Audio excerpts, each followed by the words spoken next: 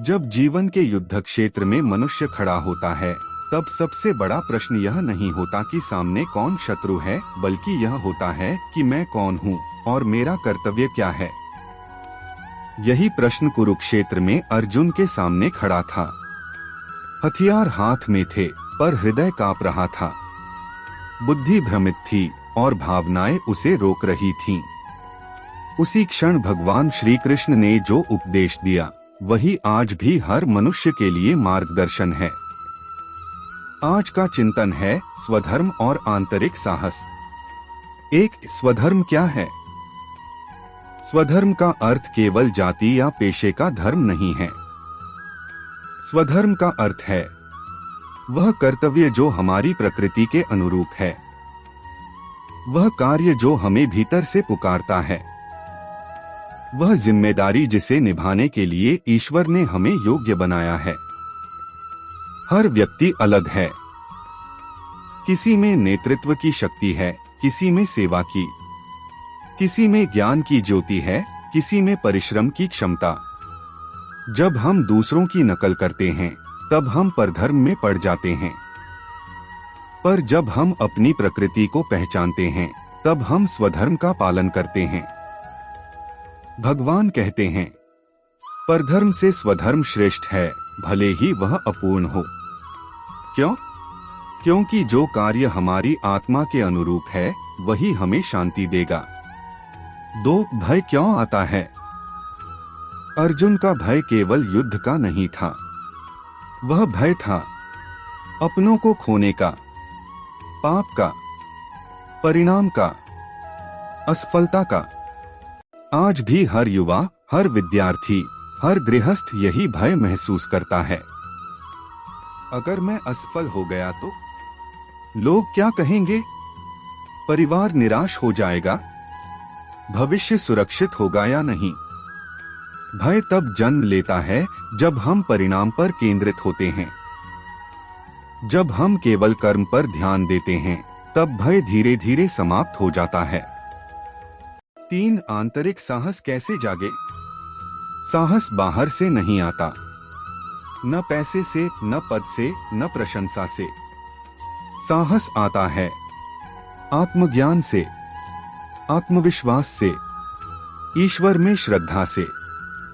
जब मनुष्य समझ लेता है कि वह केवल शरीर नहीं बल्कि आत्मा है, तब मृत्यु का भय भी कम हो जाता है। श्री कृष्ण कहते हैं, आत्मा न जन्म लेती है, न मरती है। वह न शस्त्र से कटती है, न अग्नि से जलती है। जब यह सत्य हृदय में बैठ जाता है, तब जीवन का हर संघर्ष छोटा लगने लगता है।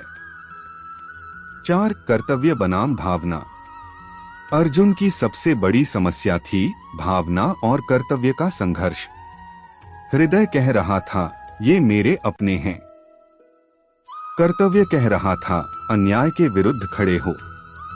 जीवन में भी ऐसा होता है। कभी हमें कठोर निर्णय लेने पड़ते हैं, कभी हमें सही के लिए अपनों के विरुद्ध भी खड़ा होना पड़ता है।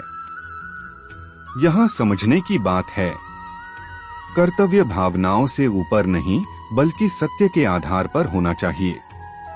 अगर भावना हमें कायर बना दे तो वह कमजोरी है।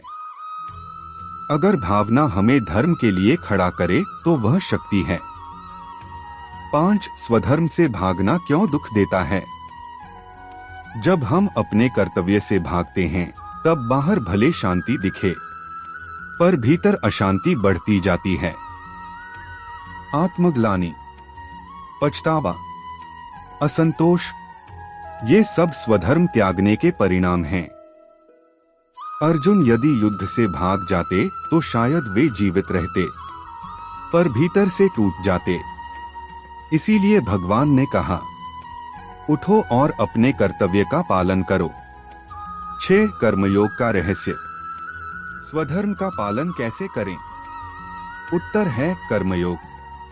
कर्मयोग का अर्थ है कर्म करो, फल की चिंता छोड़ दो, परिणाम ईश्वर को समर्पित कर दो। जब हम फल की चिंता छोड़ देते हैं, तब मन हल्का हो जाता है। तब हम पूरी शक्ति से कार्य कर पाते हैं। फल पर अधिकार नहीं है, पर कर्म पर पूर्ण अधिकार है। 7 युवा जीवन और स्वधर्म। आज का युवा अक्सर भ्रमित है। किस क्षेत्र में जाएं? किस लक्ष्य को चुनें? कौन सा रास्ता सही है? यहाँ 3 प्रश्न पूछो। मुझे कौन सा कार्य करते समय समय का ध्यान नहीं रहता? किस काम में मैं बिना दबाव के मेहनत कर सकता हूँ? किस क्षेत्र में मैं समाज के लिए उपयोगी बन सकता हूँ? इन प्रश्नों का उत्तर ही स्वधर्म की दिशा देगा। 8 असफलता का महत्व। स्वधर्म के मार्ग पर चलते समय असफलता आएगी, पर वह असफलता अंत नहीं है। अगर हम गिरते हैं तो सीखते हैं, अगर सीखते हैं तो बढ़ते हैं, अगर बढ़ते हैं तो अंततः सफल होते हैं। जो व्यक्ति गिरने से डरता है वह चलना भी नहीं सीख पाता। 9 ईश्वर में विश्वास। स्वधर्म का मार्ग आसान नहीं है। कभी अकेलापन आएगा, कभी विरोध होगा, कभी संसाधन कम होंगे। तब याद रखना, तुम अकेले नहीं हो। जब तुम धर्म के लिए खड़े होते हो तो स्वयं ईश्वर तुम्हारे साथ खड़े होते हैं। विश्वास वह शक्ति है जो अंधेरे में भी दीपक जलाए रखती है।